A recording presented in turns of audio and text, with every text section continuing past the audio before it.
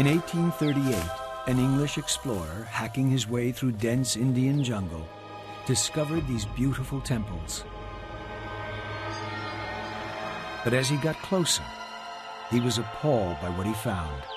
He had discovered the lost, erotic temples of India, temples which even today are shrouded in secrecy.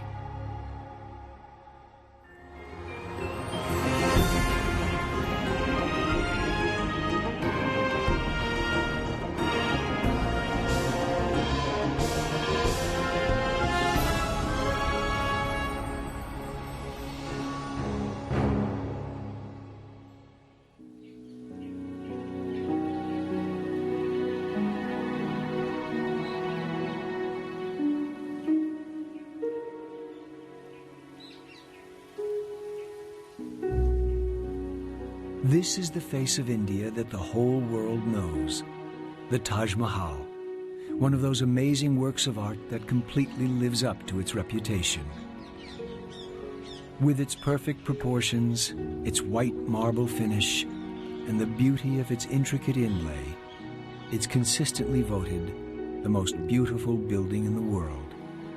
It was built for love by a Muslim emperor in the mid-1600s, about the same time Versailles was being created for the kings of France. Shah Jahan built it for his favorite wife, Mumtaz Mahal. She died giving birth to their 14th child, and as she lay dying, she made Shah Jahan promise he would build her the most beautiful tomb in the world. Despite having a harem of over 5,000 women, Shah Jahan was madly in love with his favorite wife and promised to honor her wish.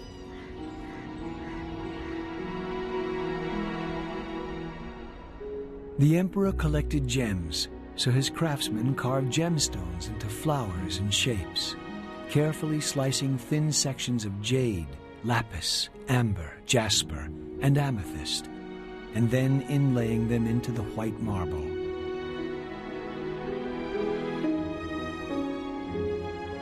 When the Taj Mahal was finished, its perfect white marble proportions at the end of a long, formal garden completely fulfilled Shah Jahan's promise to his dying wife.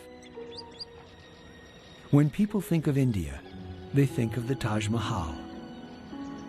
But there is a more ancient, secret India, hidden deep in its tropical jungles, where one of the greatest building efforts in human history produced thousands of strange and mysterious temples. But today, they are lost and forgotten.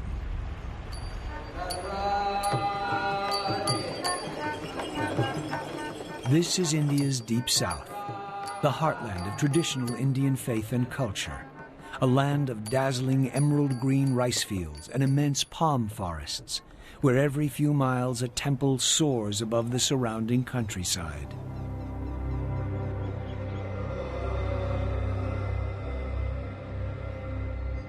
Here, over 1,000 years ago, one of the greatest kings of India, Raja Raja the Great, embarked on one of the largest building programs in the history of mankind that still continues to this day. He and his successors moved more stone than the Great Pyramid of Giza, and his artists created some of the greatest treasures the world has ever seen. Over time, Raja Raja's temples became larger and larger. This one is so vast that more than 200 Taj Mahals could fit comfortably within its walls. Why did Raja Raja do it? Well, it was the same motive that built Europe's cathedrals and Egypt's pyramids. He was moved by the power of faith.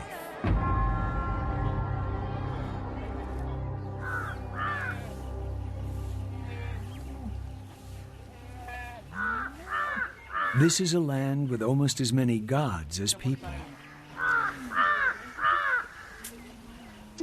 Every day at dawn, 16-year-old Kala, the eldest daughter of this family, performs the same ritual. As the sun rises, she draws intricate designs with colored rice flour outside her front door to bring good luck.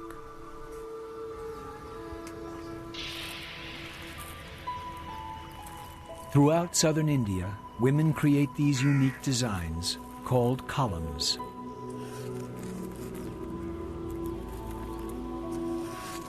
A column is not meant to be permanent, though, and the colored rice flour is dispersed throughout the day, only to be renewed the following morning.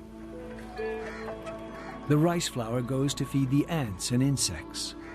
Hinduism believes all life to be sacred. Even the humble insect has its place.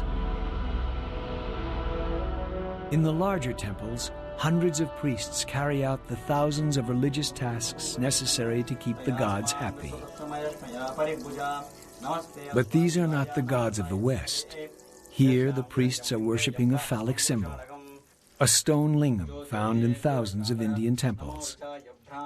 The West has never understood this erotic side of the Hindu religion, with its lingams, naked sculptures, and many-faced gods.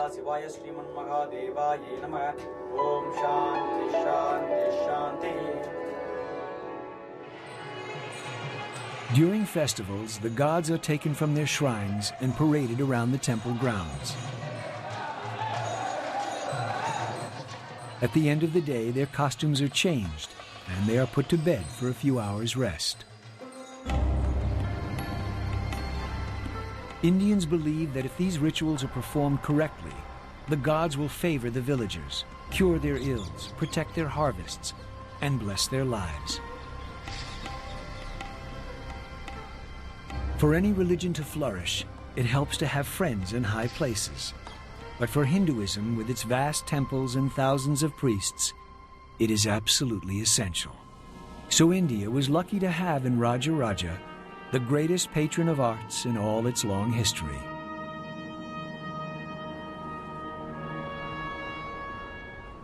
And this is where he started, with this great temple at Tanjore. When it was finished 1,000 years ago, it was the most amazing building in India, more than 10 times taller than anything built before it.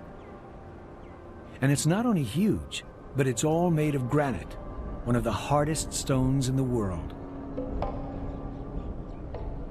The personality of Raja Raja is stamped all over this building. The most successful king the South ever produced had to build the greatest temple ever seen.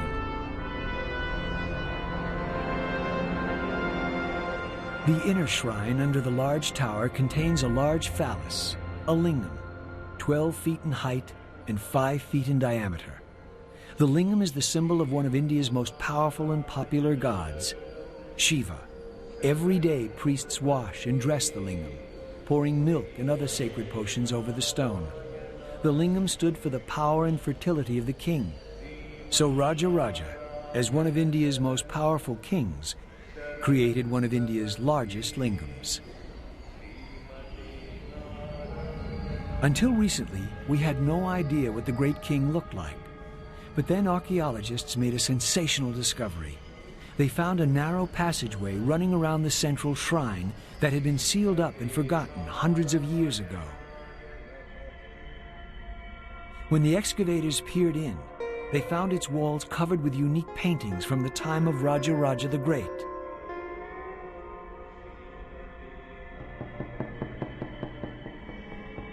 Because Raja Raja was a devotee of the god Shiva, the walls are covered with scenes of the god's exploits. But there are also wonderful painted scenes of dancing girls with beautiful eyes. But best of all, they found the only existing portrait of Raja Raja the Great, with his bearded guru. As a follower of Shiva, Raja Raja's hair is piled up in dreadlocks, making him look like a Jamaican Rastafarian. He is standing behind and gazing respectfully at his guru, as well he might, for it was his spiritual advisor who was the force behind Raja Raja's insatiable appetite for building. And to build on this scale, you needed money, and the easiest way to gain wealth in ancient India, as in most places, was to grab it from your weaker neighbors. Helping Raja Raja was India's unique war machine, the elephant.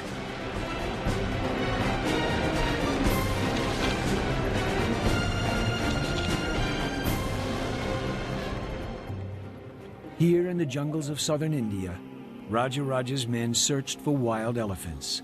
Docile animals born of tame parents were not good war elephants. Raja Raja wanted only the biggest, fiercest, and fittest tusker males for his military machine.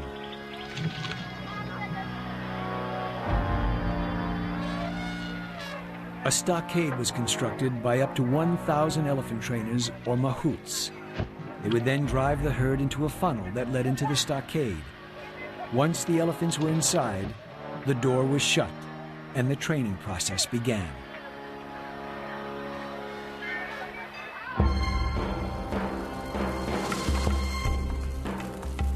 As recently as the 1960s, great elephants were taken from these foothills, using the same methods as in Raja Raja's day.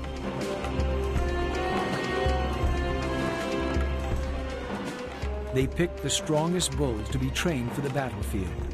The rest would become working elephants, used for Raja Raja's construction projects. A single enraged fighting elephant was said to have the power of 6,000 horses. So how did the mahouts control this power and make sure their elephants were ready to fight? It was simple. They got the elephants drunk.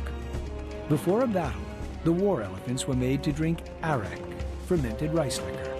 As in humans, it made the elephants ready to brawl.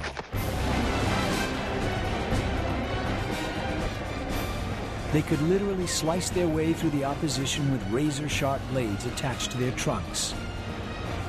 From atop the elephants, spear throwers, archers, generals, and even the king would rain death around the heads of the enemy. But how do you take a wild elephant and make it into a fighting machine?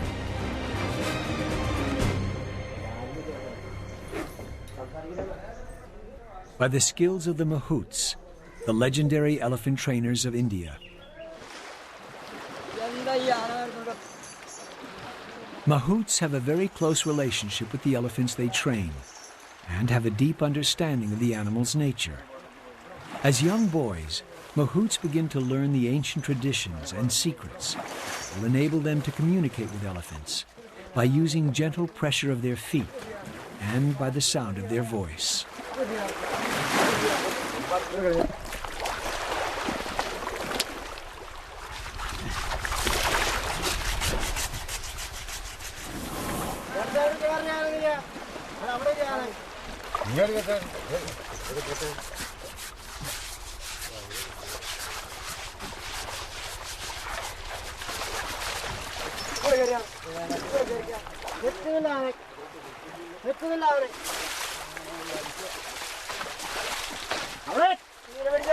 Elephants are very intelligent animals and can perform complicated tasks with amazing dexterity and strength. Raja Raja wanted every elephant he could get his hands on. He was one of the most ambitious kings the world has ever seen. No one had ever built higher in India until Raja Raja's great temple at Tanjore. In only a few years, hundreds of thousands of tons of pure granite, one of the hardest stones in the world, were hacked out of the earth to build his dream temple. The quarry that provided the granite for the temple was over 50 miles away. So how did they move this huge amount of granite 1,000 years ago?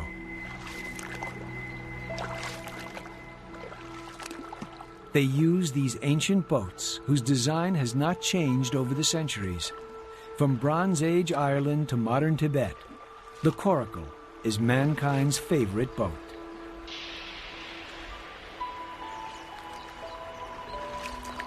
All you need is some flexible wood and animal hides. In some parts of India, the coracle is still used to ferry people and their possessions, goats, and the occasional motorbike across rivers. But a coracle could only move blocks weighing a few tons, sufficient for much of Tanjore, but no use at all for this, the huge capstone on top of the temple. It consists of two massive blocks of granite, each weighing 40 tons. How on earth did you get a 40-ton block of granite hundreds of feet in the air in 1010 AD? It's a mystery that has baffled historians for years.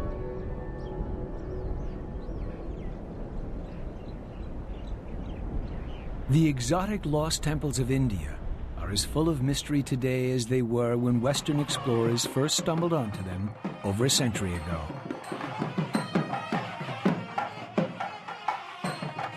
Someone who has given considerable thought to the mystery of how ancient Indians raised massive blocks of granite to the tops of temples is the present Prince of Tanjore. He's fascinated by the achievements of India's greatest king, Raja Raja the Great. He told us of a legend passed down from generation to generation in his family that might provide a solution to the mystery of the giant capstone. He directed us to the area of the town where family tradition spoke of the remains of an ancient ramp. After searching the area, we found what clearly looks like an ancient ramp, with a gentle 6-degree slope pointing towards Tanjore Temple, which stands just over a mile from this spot. A ramp from here, with this gentle slope, would exactly intersect the top of the Tanjore Shrine, 216 feet in the air. What's more, the ramp is exactly where you might expect to find it. Most Hindu temples face east to meet the rising sun, and it is to the east that all the smaller buildings are constructed. So the only direction to build an enormous ramp is from the west. And that's just where we found our ramp. So the evidence points clearly to this being the remains of the ramp used to get the 40-ton blocks to the top of the temple. But how did Raja Raja move 40 tons of solid granite up a mile-long ramp 1,000 years ago? Elephants. After all, he had tens of thousands of them in his army. But no one has used elephants to move blocks of this size in living memory. So we decided to try an experiment. We ordered a block of granite to be delivered to a slope identical to the ramp we had discovered at Tanjore.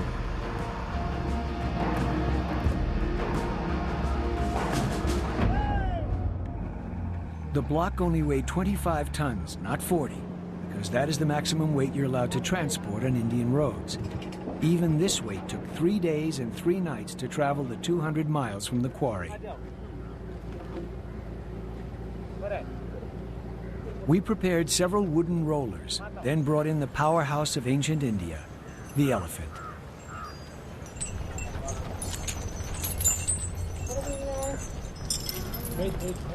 The elephants moved into position to both push and pull the block.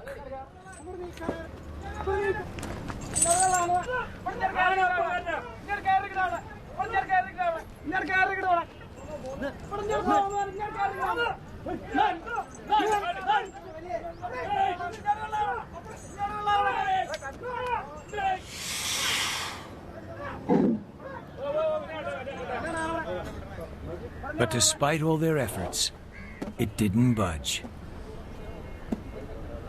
It looked as if we had failed.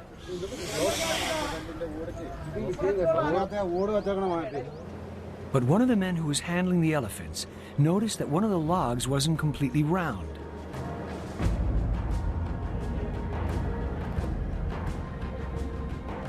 That log was removed, and the elephants tried again.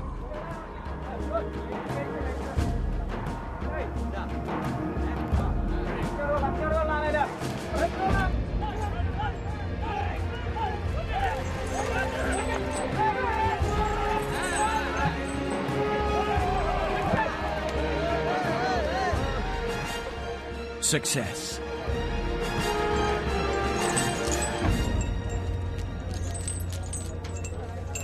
Not only did the elephants move the block, they picked up the rollers and put them in place for the next push.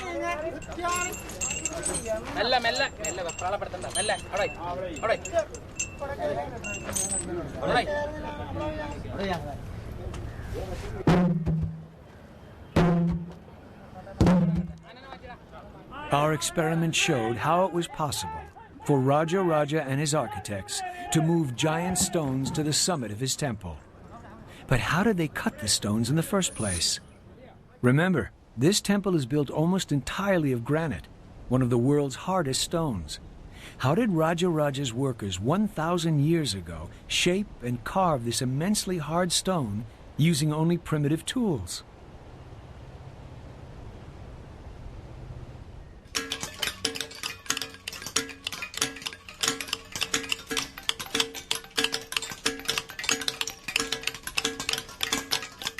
The main business of this resort town just south of Madras is sculpting granite. This statue of Hanuman, the monkey god, will take a sculptor and his team of 10 men more than 6 months to complete. These sculptors have the benefit of steel tools.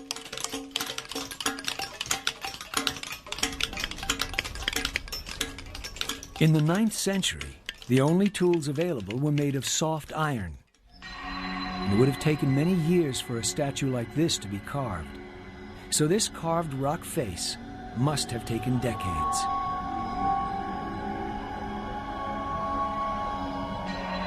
Known locally as Arjuna's penance, this granite carving tells a universal story.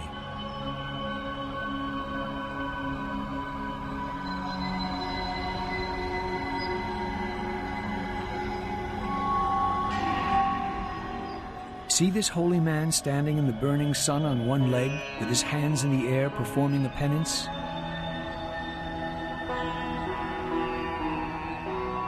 The artists clearly had a sense of humor, though. At the bottom of the wall is a little cat, holding the same difficult pose.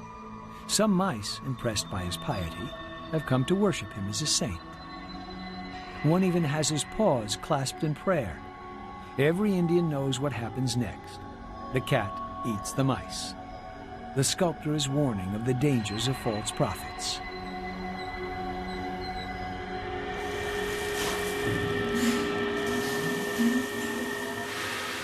Iron tools might have been fine for sculpting, but how did these ancient craftsmen quarry the hardest stone in the world?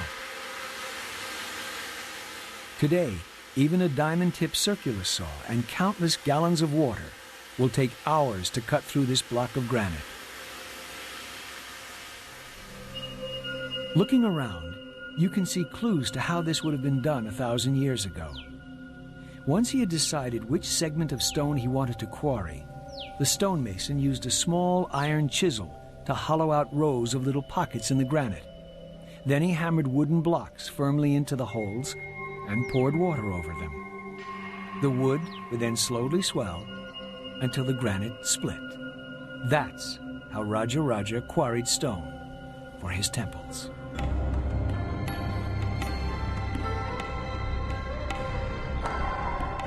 During Raja Raja's lifetime, millions and millions of tons of granite were cut and transported, because Tanjore was only one of the many temples he and his family built.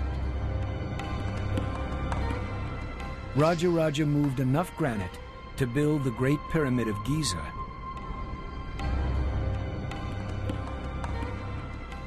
What was the driving force behind this building frenzy? Religion. You see, as a king, Raja Raja was in a terrible bind. On the one hand, his religion told him not to kill, but on the other, as a successful king, he was supposed to make war on his neighbors, and so he was responsible for the death of hundreds of thousands of his enemies.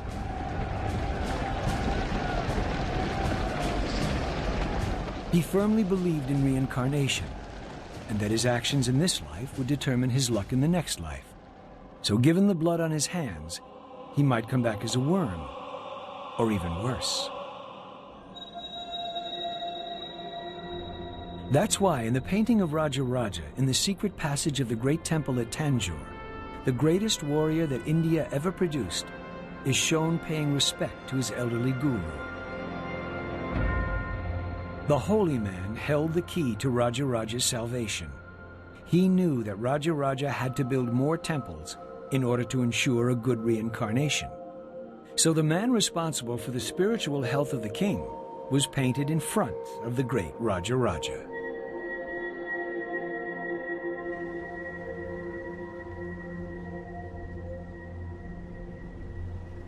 Even for a king as rich as Raja Raja the Great, building a new temple was an expensive operation.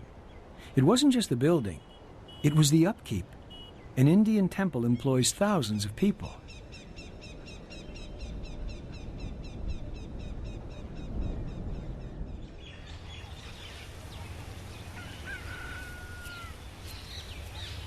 For centuries, here at Sri Rangam Temple, men have been selected from special families to pick and prepare the garlands of flowers for the gods of the temple.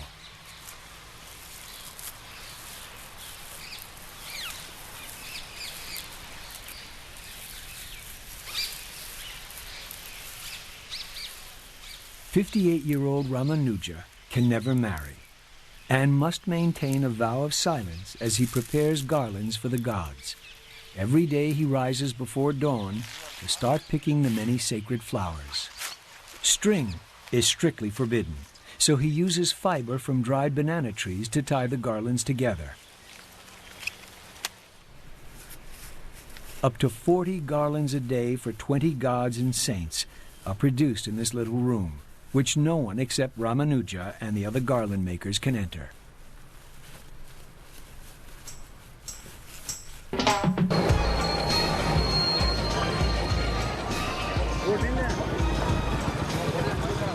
Five times a day, Ramanuja walks from the flower gardens belonging to the temple, past shops selling everything from butter to bronze.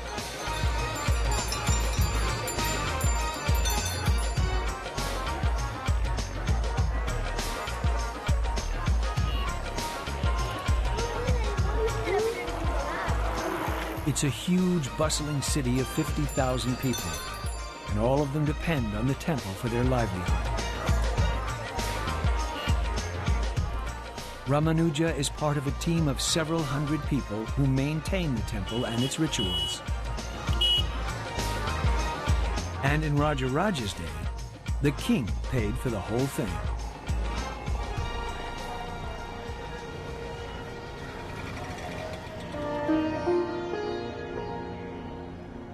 At the end of his journey in the heart of the temple, Ramanuja hands over his garlands to the priests.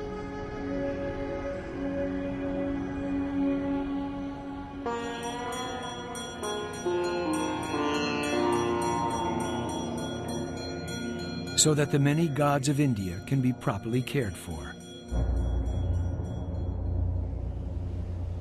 In his lifetime, Rajaraja's great temple at Tanjore was a hive of activity. A temple this big needs hundreds of people to run it. Inscriptions tell us that over 4,000 cows, 7,000 sheep, and 30 buffalo were needed to supply the butter for the hundreds of lamps that lit the temple. It must have been a blazingly bright place. And all this was to light only one temple. Rajaraja provided for hundreds of temples that he created, spending fabulous sums of money to ensure that he kept his karma in good standing. Because of his generosity, Rajaraja hoped the gods would overlook his many transgressions and be persuaded to reincarnate him in his next life as something a little better than a worm. This religious devotion led to an event that radically changed the entire course of all human history.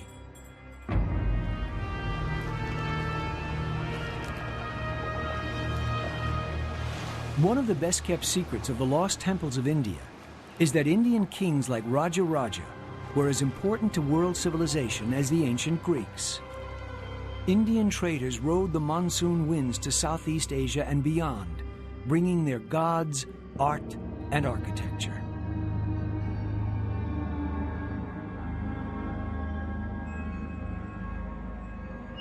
That's why, thousands of miles from Mother India, amidst steaming tropical jungles, the temples of Angkor depict not Cambodian gods, but the gods of India, dancing on every wall.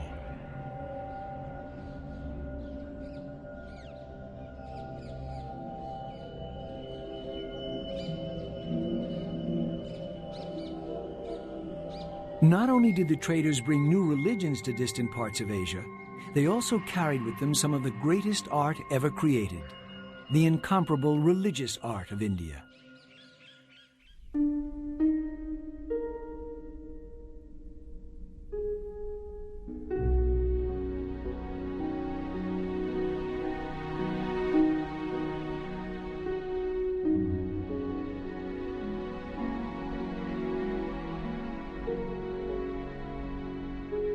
This bronze was made for Raja Raja when Europe was still languishing in the Dark Ages, incapable of producing anything that approached the beauty and technical accomplishment of this piece.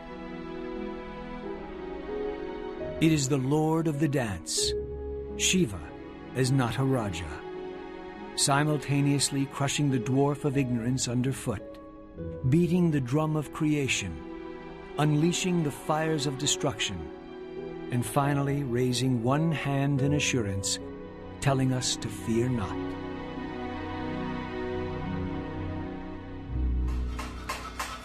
Near Tanjore, artists still create bronzes in exactly the same way as they did in the time of Raja Raja the Great.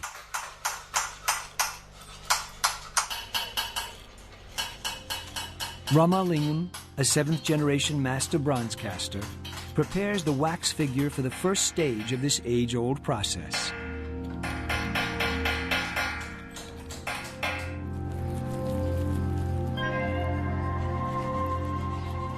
After the figure has been shaped in wax by the master, mud from the banks of the sacred Kaveri River is packed around it.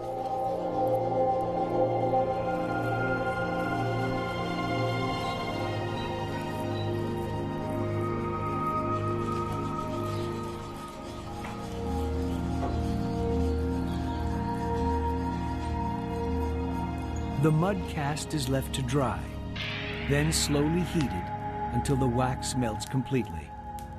The hollow mold is now tough enough for the mixture of precious metals that will make up the image of the god.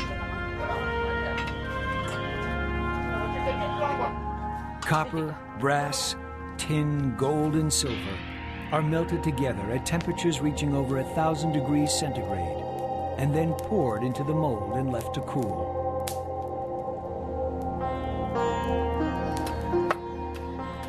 Once cool, the mold is broken, revealing the icon that is then given finishing touches by Ramalingam's assistants. Every single bronze statue is a unique piece, intended to bring the people closer to God. Ramalingam says, the beauty of the classic bronzes of Raja Raja's time is because of their liberal use of gold. Nowadays, the temples that commission bronzes have much smaller budgets.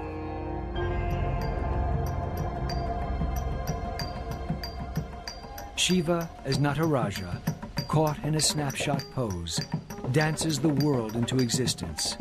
The abandoned whirling of Shiva as he conquers the 3 demons was one of Raja Raja's favorite images.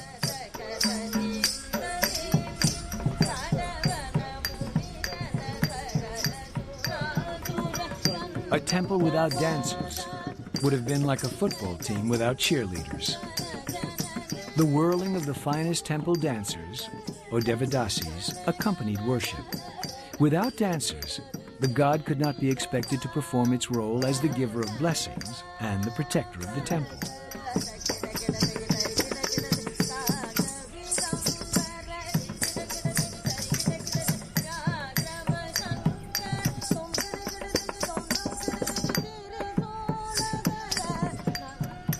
A Devadasi, or servant of God, in the days of Raja Raja, was a member of a cultural elite.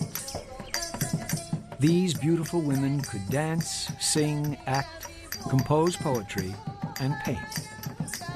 In his many temples, Raja Raja supported tens of thousands of these brilliant women. But no golden age lasts forever. A new threat from the north, invading Muslim armies, brought an end to his dynasty.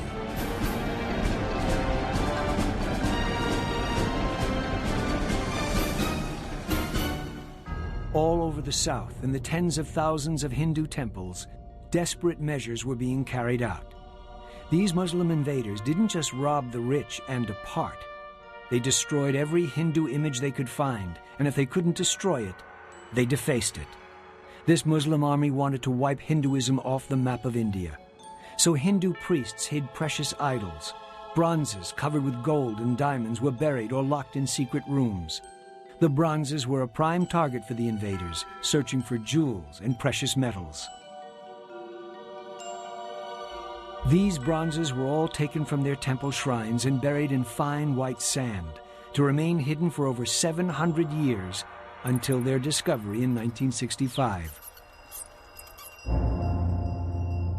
One of the greatest archaeological discoveries of the century.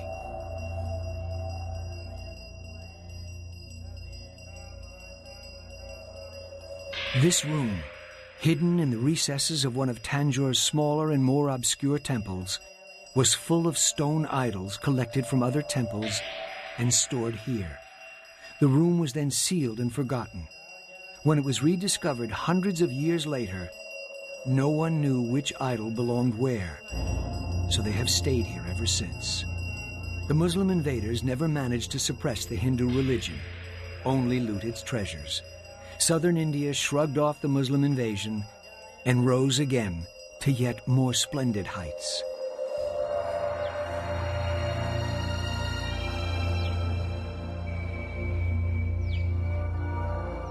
The heartland of southern India, with its sun-baked red earth and huge piles of granite boulders that look like they have been arranged by playful giants, could be mistaken for the surface of Mars. But amazingly, a great Indian city once flourished here, and its inhabitants looked back to the golden age of Raja Raja and built a celestial city beyond anything even Raja Raja had imagined. Centuries after Raja Raja's temples had been swallowed by the jungle, a new mysterious holy city rose on a barren plain in southern India called Vijayanagara, the City of Victory. It was founded in 1350, and within 30 years, the city was larger than any other on Earth, with a population 50 times greater than medieval London or Paris.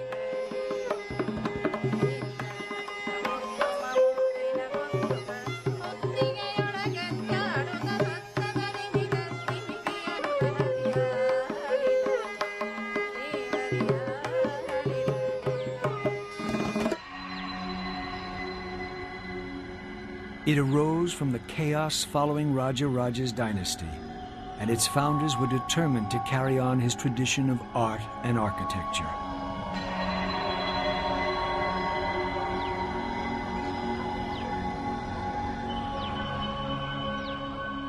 The carved granite murals created for their court show us the lifestyle of the rich and famous.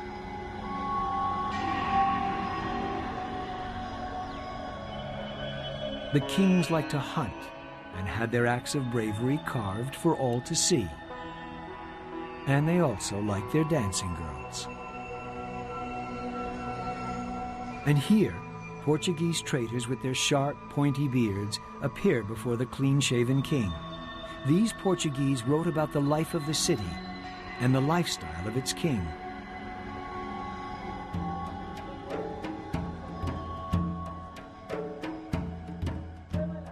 The king allowed the Portuguese traders to witness his morning routine. Every day he would drink a pint of oil and rub some more oil into his skin.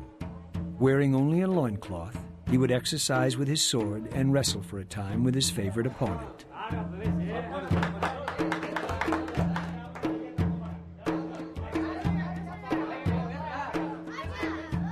The people of Vijayanagara still carry on the tradition of wrestling.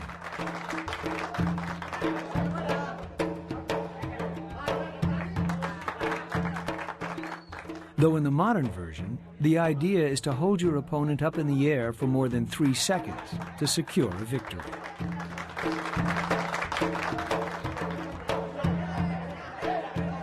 Ancient wrestling was far more brutal. The Portuguese wrote of blows so severe as to break teeth and put out eyes and disfigure faces, so much so that here and there men are carried off speechless by their friends. After he had finished this morning practice, the king would mount his horse and ride from one end of his great city to the other. It was during his reign that the empire counted all of southern India under its control and traded with both the Arabs and Portuguese. This road leading up to a great temple was said by the Portuguese to have been a broad and beautiful street full of fine houses. The houses belonged to merchants, and there you will find all sorts of rubies and diamonds and emeralds and pearls. Every evening, there is a fair where they sell horses, citrons, limes, oranges, and grapes. You have all this in a street which leads to the palace.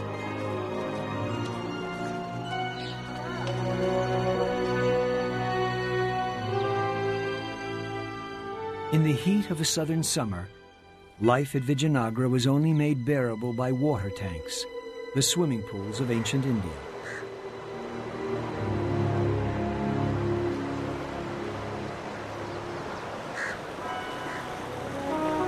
From the queens of the great courts to the peasant women in the fields, the women of southern India practice ritual bathing every day.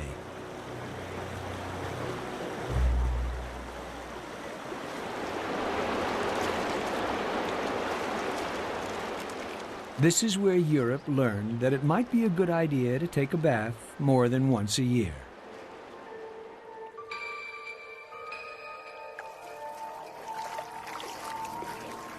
Noblemen and women, queens and their serving girls bathe within the palace walls in water brought from the river by an ingenious aqueduct system.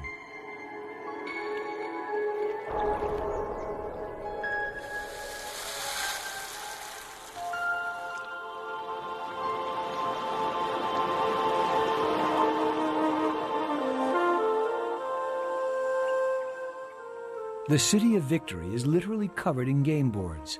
Carved everywhere on boulders, the floors of temples and palaces, are dozens of games. So it's not surprising that chess was invented in India.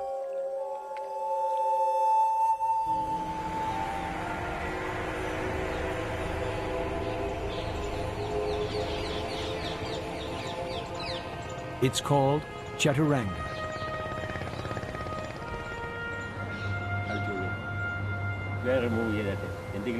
This is the game that the kings of Vijayanagara played to sharpen up their battlefield skills. Check. The elephant piece was the castle of today's game, and the most powerful piece. It can move in all directions and even leap over weaker pieces.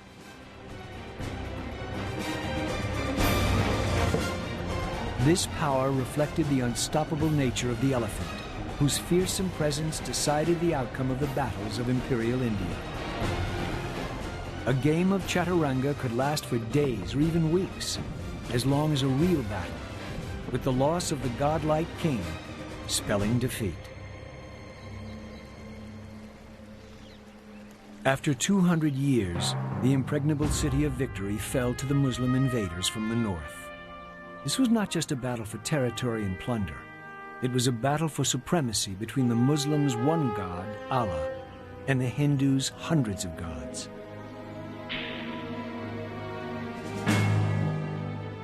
The Hindu general was beheaded on the battlefield, and the battle was over.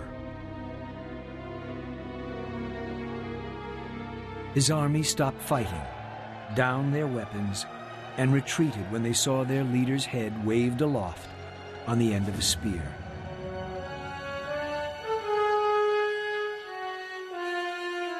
The city was literally torn apart. To this day, it has never been resettled. The city that was in its day described by a Portuguese trader as large as Rome and the best provided city in the world is now, like Pompeii, a ghost town frozen in time, lying empty and strange amidst the barren plateau, the last seat of imperial southern India, a city of ghosts.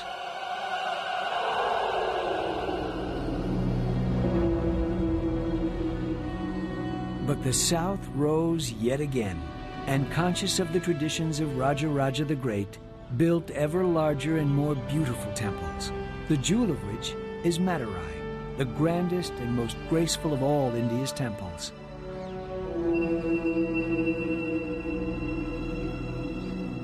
Yet for every 100 people who visit India, less than 10 journey south to gaze upon these incredible temples.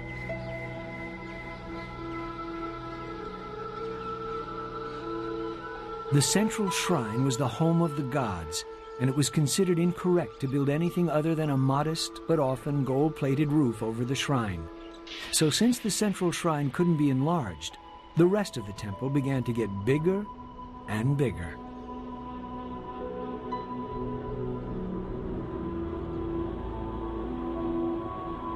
This expansion created the ornamental gateways called gopuras. Now they took wing and soared to unprecedented height and glory. The ones at Madurai are particularly graceful and crowded with sculpture. One gateway has more than 1,000 individual statues on it.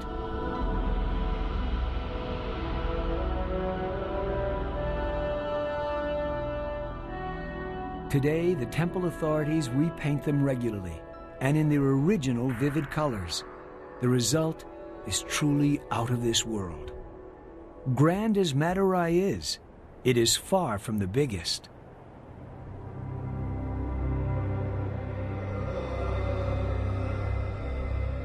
That title goes to Sri Rangam, which is so vast that it could comfortably hold the Kremlin, the US Senate buildings, and the Houses of Parliament, and still have room for the Palace of Versailles and St. Peter's in Rome.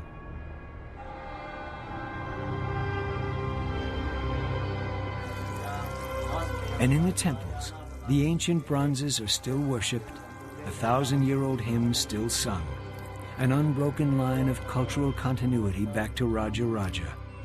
But to the majority of people in the world, even to many in India, this is a lost and forgotten world. Why have these temples, the legacy of Raja Raja, been ignored by the Western world? Part of the answer lies in what happened here in February 1838.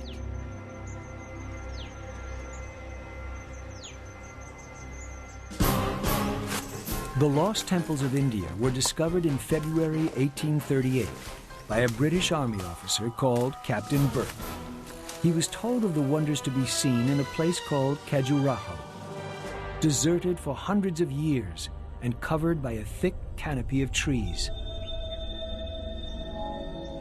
The trouble started when he came close enough to see what was on the walls. I found the ruins most beautifully and exquisitely carved. But some of the sculptures were extremely indecent.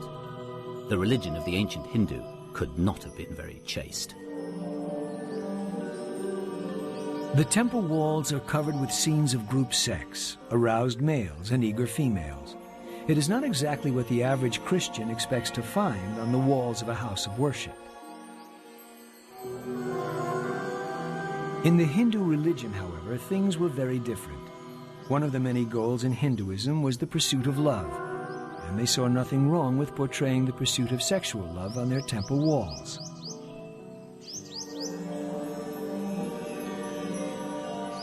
But these temples shocked the European visitor, convincing him of his moral superiority. "Our religion is sublime and pure and beneficent," said William Wilberforce, the man who ended the slave trade within the British Empire. "Hindu religion is mean and licentious and cruel." The sensuous nature of Hinduism was too extreme for the Victorians. The erotic temple sculptures and the lascivious activities could not be mentioned in mixed company. It was the Victorian sense of propriety that caused the temples and art of southern India to be ignored by tourists and scholars. A world that matched the Greeks in culture and the ancient Egyptians in building slipped back into the jungle, a lost world.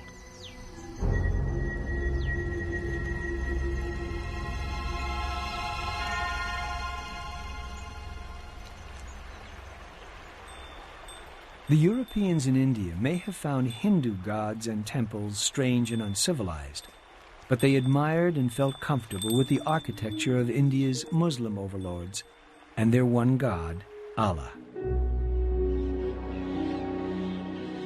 No many-armed monstrous idols here, no highly erotic sculpture, no dark sanctuaries with half-naked priests worshipping phallic stones. Here was an architecture that appealed to the European mind, full of graceful Gothic arches in white marble, Here they found buildings that matched their idea of what the mysterious East should be like. So does the northern Indian monuments that most tourists visit. The Hindu South is still firmly off the travel plans of most visitors to India. Despite its contribution to Indian and world civilization, the legacy of Raja Raja the Great has been ignored.